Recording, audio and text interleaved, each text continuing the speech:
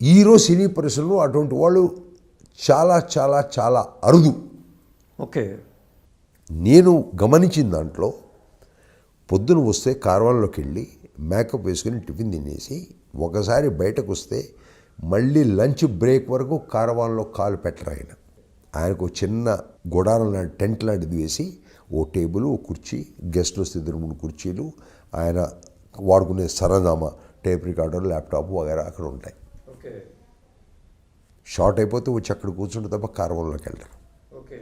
మళ్ళీ మధ్యాహ్నం భోజన విరామం తర్వాత టచ్అప్ చేసుకుని వస్తే రాత్రి 2 కానీ 3 కానివ్వండి మళ్ళీ కార్వాన్లో కాలు పెట్టరు. ఓకే. బయటే ఉంటారు. ఈరోజు ఎంతమంది నట్లు అంటున్నారు ఉన్నారండి. మిమ్మల్ని ఏమంటూ ఉంటారు ఆయన? మిమ్మల్ని ఏమని పిలుస్తూ ఉంటారు ఆయన?